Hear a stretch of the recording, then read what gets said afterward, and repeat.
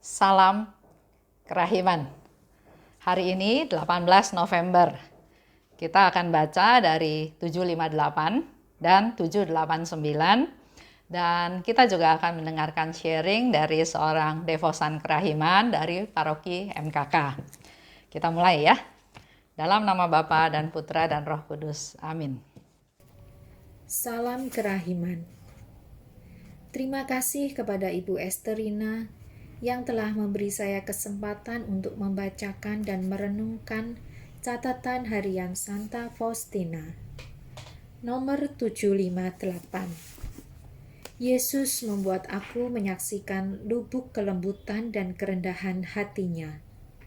Ia juga membuat aku memahami bahwa dengan jelas ia meminta hal yang sama dariku. Aku merasakan tatapan mata Allah ke dalam jiwaku. Tatapan ini memenuhi hatiku dengan kasih yang tak terperikan. Tetapi aku tahu bahwa dengan penuh kasih, Tuhan memandang keutamaan-keutamaan dan usaha-usaha gigihku. Dan aku tahu bahwa inilah yang menarik Allah masuk ke dalam hatiku. Dari sinilah aku menjadi tahu bahwa tidaklah cukup bagiku hanya mengusahakan keutamaan-keutamaan yang biasa-biasa. Lebih dari itu, aku harus sungguh-sungguh mengupayakan keutamaan-keutamaan yang ulung. Barangkali secara lahiriah, sesuatu itu tampak sangat biasa, tetapi cara pelaksanaannya dapat membuatnya menjadi istimewa. Dan ini hanya dapat ditangkap oleh mata Allah. Oh Yesusku, apa yang telah kutulis hanyalah bayangan yang kabur dari apa yang aku pahami dalam jiwaku. Semua ini adalah hal-hal yang sungguh rohani. Padahal, untuk menuliskan sesuatu yang diberitahukan Tuhan kepadaku, aku harus menggunakan kata-kata yang sama sekali tidak memuaskan, sebab kata-kata itu tidak mampu mengungkapkan realita yang sesungguhnya. Nomor 789. Selalu dan dalam segala situasi, berikanlah tempat pertama kepada orang lain, khususnya selama rekreasi. Dengarkanlah orang lain dengan tenang, tanpa menyela.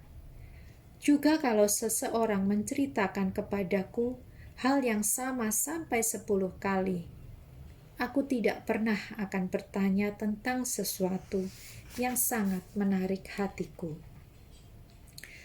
Membaca catatan harian tersebut mengingatkan kepada sekelumit pengalaman mami saya. Kami tinggal di kota kecil. Di tahun 70-an, belum ada bangunan gereja di sana. Bersyukur ada Romo yang melayani dengan mengadakan misa beberapa minggu sekali. Kalau tidak salah, sebulan sekali atau 2 kali. Perayaan misa diadakan di rumah seorang umat. Rumah yang sederhana, bukan rumah yang luas dan mewah. Saat itu umatnya hanya beberapa keluarga, termasuk keluargaku. Tetapi baru mami dan anak-anak. Saat itu papiku belum menjadi Katolik. Berjalannya waktu, umat Katolik berkembang makin banyak dan tentu saja memerlukan tempat yang lebih luas. Kebutuhan ini dijawab Tuhan dengan berkat yang luar biasa. Ada seseorang yang luar biasa baik menghibahkan tanah untuk dijadikan bangunan gereja. Dan aku sangat bangga kepada orang yang luar biasa ini. Tentu saja tanah ini harus segera dibangun. Bisa dibayangkan bagaimana perjuangan mengurus izin dan mencari biayanya. Mami saya salah satu aktivis dan leader dalam hal itu. Bersama beberapa ibu-ibu yang notabene ibu rumah tangga dan beberapa bapak, mereka pontang-panting mengurus semuanya. Mami saya ibu rumah tangga biasa. Dia sederhana. Bukan jebolan sekolah tinggi, bukan wanita karir. Tapi kalau bicara semangat, jangan diragukan lagi. Tidak takut mewujudkan yang sepertinya hanya mimpi. Semangatnya sangat tinggi dan punya kemauan belajar yang mengalahkan siapapun. Aku masih ingat, beberapa hari di rumahku, Mami dan teman-temannya berkumpul memasak ayam goreng. Dengan panci-panci dan kuali-kuali besar, mereka masak dengan semangat dan gembira. Keesokan harinya, pagi-pagi, mereka membawa ayam goreng berpuluh-puluh dus untuk dijual di kota-kota sekitar, sekalian mencari order untuk jualan selanjutnya. Terbayang beratnya bawaan ayam goreng itu. Berjalan kaki sepanjang jalan menawarkan dagangan keluar masuk toko dan rumah. Tidak terpikir malu, tidak berpikir gengsi dan lelah. Semua demi Tuhan. Masih banyak usaha Mami dan teman-temannya untuk mencari dana pembangunan gereja. Tapi yang paling lekat dalam ingatan saya adalah jualan ayam goreng itu. Itu baru soal cari dana, belum mengurus izinnya. Konsultasi ke sana ke sini, izin ke keuskupan, pemerintah, dan lain-lain. Papi saya yang saat itu belum menjadi Katolik punya peran tak kalah besar. Dia sangat mendukung usaha Mami dan teman-temannya. Memberikan izin untuk Mami sibuk dan menghabiskan waktu mengurus, itu juga sudah dukungan yang sangat besar. Papi juga bertindak sebagai penasehat Mami dan teman-temannya, membuka networking untuk mencari dana ke beberapa perusahaan, dan beberapa kali menemani mengurus ini itu. Singkat cerita, bangunan gereja itu sukses didirikan dan terus berkembang semakin lengkap dan kini telah menjadi sebuah paroki yang maju. Di bangunan gereja di kota kecilku, ada keringat, air mata, dan kerja keras Mami dan teman-temannya. Walaupun mereka sekarang sudah banyak yang tiada, dan umat yang menikmati bangunan itu tidak mengenal mereka. Tapi saya yakin usaha mereka tidak akan dilupakan Tuhan. Usaha mereka bukan biasa-biasa saja. Usaha mereka suatu keutamaan yang ulung yang dipandang oleh Tuhan. Mereka luar biasa. Salam kerahiman. Ya, itulah sharing dari seorang anak tentang maminya. Dan ternyata suatu hari ada umat yang menyumbangkan tanah kafling ya untuk dibangun gereja. Nah, sekarang permasalahannya adalah bagaimana kelanjutan dari rencana tersebut. Nah, maminya seorang ibu rumah tangga, tidak ada background apa-apa, bukan wanita karir, bukan orang yang bekerja, tapi dia punya semangat ingin mewujudkan supaya di kotanya ada gereja. Apa yang harus dilakukan? Bukan hanya cari biaya, cari dana ya, bukan hanya cari dana jadi donatur, tapi juga perlu ngurus izin. Dan izinnya enggak juga gampang-gampang ya. Izin dari Pemda, dari pemerintah ya, juga izin dari keuskupan. Itu dia rintis bersama dengan beberapa temannya untuk supaya di kotanya ada gereja. Salah satu contoh yang dia lakukan ya sebagai ibu rumah tangga, otomatis skopnya ya skop rumah tangga. Dia bersama teman-temannya menjual ayam goreng. Dan ayam itu bukan hanya di lingkungan sekitar, tapi dia bawa ke luar kota, ke kota-kota yang ada di sekitar kota tempat tinggalnya. Itu yang dilakukan ya. suatu perjuangan, suatu hal yang luar biasa. Hanya punya spirit ingin punya gereja di kotanya. Selanjutnya jadi pekerjaan itu bukan pekerjaan yang satu kali ya, yang berkelanjutan karena memang harus cari dana. Namanya bangun gedung gereja nggak bisa hanya dengan 1-2 kali kegiatan. Begitu juga waktu kami pelayanan bersama kelompok komunitas TKKI Jakarta Barat kan setiap 1 tahun sekali pergi keluar pulau ya. Kadang-kadang setelah memberikan seminar kerahiman, kita juga lihat kondisi di sana. Ada stasi yang sangat sederhana. Lantainya masih dari tanah, dindingnya masih bilik dan biliknya juga bolong-bolong dan juga gersang.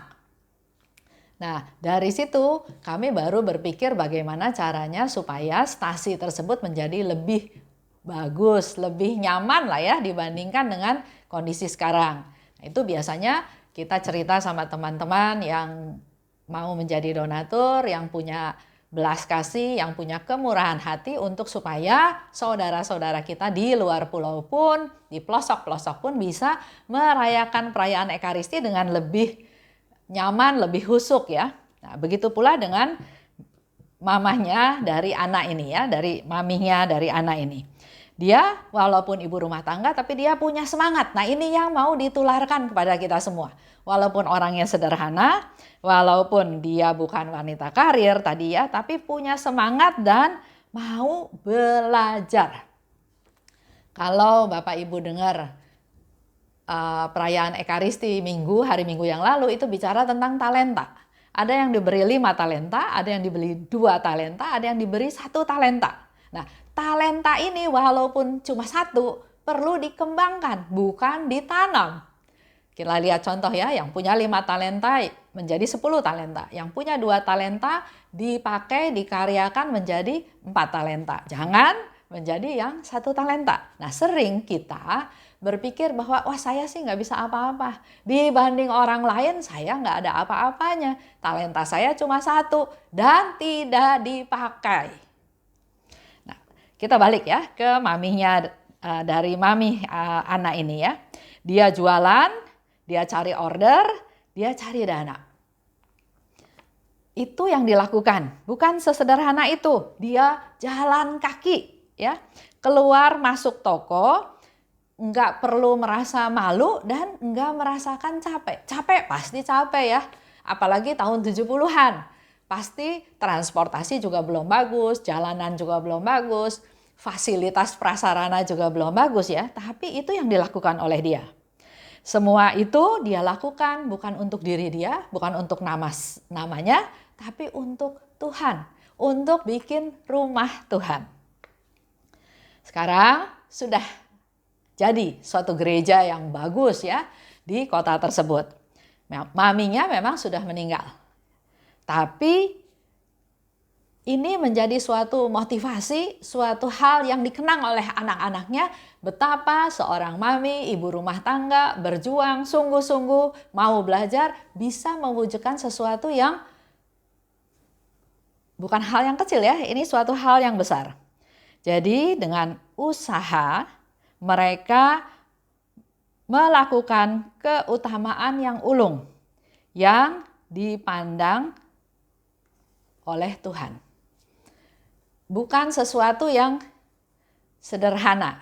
Jadi kembali lagi kalau kita ingat khotbah hari Minggu, walaupun kita cuma punya 1 talenta, Tuhan kasih 1 talenta, tapi pakailah talenta yang Tuhan beri itu untuk berkarya di ladang Tuhan, untuk melakukan sesuatu. Dan hari ini terbukti dengan 1 talenta, saya bilang dalam tanda kutip 1 karena dia ibu rumah tangga biasa. Dia bukan wanita karir, tapi melalui talenta yang ada, melalui semangat yang ada, dia bisa mengajak teman-temannya menjadi penggerak, menjadi pionir untuk sampai akhirnya ada gereja di kotanya. Kita lihat di 758. Tuhan memandang keutamaan-keutamaan dan usaha gigihku. Inilah yang menarik Allah, mereka ke dalam hatiku. Jadi bukan hal yang besar ya, tapi dengan keutamaan dan usaha yang gigih. Pasti dengan kesungguhan ya maminya Ana tadi melakukannya. Jalan kaki, jualan ayam. Kenapa jualan ayam goreng? Ya karena skopnya bisanya cuma itu. Tapi yang dia lakukan dengan kesungguhan. Enggak takut malu, enggak takut capek. Inilah yang menarik mereka ke dalam hatiku. Menarik Allah ya ke dalam hatiku. Harus mengutamakan keutamaan yang ulung. Jadi kita dalam hidup itu harus punya sesuatu yang besar dalam tanda kutip. Mungkin kita nggak bisa menyelesaikan seperti tadi maminya anak bisa selesaikan sampai gedung gereja ya. Tapi dengan taruh batu pertama, dengan langkah-langkah kecil, dengan pelayanan-pelayanan kecil, ini ada estafet bisa menjadi sesuatu yang besar. Barangkali secara lahiriah sesuatu itu tampak biasa. Jualan ayam, kapan bisa dapat dana untuk bangun gereja? Ya, tapi ini kita bisa buktikan. Dengan berjualan ayam, dari nggak ada gereja menjadi ada gereja di kota tersebut. Dan yang lebih lagi, secara rohani hal itu menular ke anggota keluarganya. Tadi dikatakan ya, waktu itu papi belum Katolik. Artinya dia sudah Katolik dengan kejadian-kejadian tersebut. Nah, cara pelaksanaannya lah yang membuat hal itu menjadi istimewa. Kalau kita sudah patah di tengah jalan, saya cuma bisanya bikin nasi atau sayur yang sederhana. Dibandingkan dengan orang lain, saya nggak ada apa-apanya, saya nggak bisa apa-apa. Itu sudah berhenti di tengah jalan. Tapi dikatakan di sini cara pelaksanaan dapat membuatnya menjadi istimewa. Sesuatu yang biasa bisa menjadi istimewa. Kita kembali lagi ya, tadi lihat maminya Ana ya. Dia dari nggak ngerti ngurus izin. Saya pernah kerja di properti, ngurus izin itu susah. Berkaitan dengan berbagai macam departemen, dengan berbagai macam kepentingan. Baru beberapa hari yang lalu ada teman cerita, urus AMDAL. Urus AMDAL itu juga susah, katanya harus 6 bulan atau bahkan 1 tahun. Nah, ini hal-hal yang sesuatu yang susah ya. Tapi dengan perjuangan, dengan tekad, dengan langkah pertama, saya mau kontribusi untuk di kota saya ada gereja. Dengan perjuangan untuk urus izin, dengan berkorban, pasti dia berkorban materi, pasti ya, waktu, perasaan, dan banyak hal yang dia berikan untuk supaya tujuannya ini terlaksana. Jadi ada pengorbanan. Segala sesuatu dibutuhkan pengorbanan. Jadi nggak ada yang instan semuanya gampang terjadi beres, nggak ada. Selalu perlu perjuangan karena perjuangan itu adalah proses pembelajaran. Semakin lama kita semakin mengetahui, semakin kuat, semakin mahir dan akhirnya dapat tercapai tujuan tersebut. 789. Selalu dan dalam segala situasi berikanlah tempat pertama pada orang lain. Dengarkanlah orang lain dengan tenang tanpa mencela. Kalau dikaitkan dengan cerita dari Suster Faustina ya, dia pernah cerita, saya ini sudah dengar orang ini ngomong bahkan cerita hal yang sama itu 10 kali. Dia ada keinginan bilang bahwa saya sudah tahu apa yang mau kamu katakan, tapi dia pendam.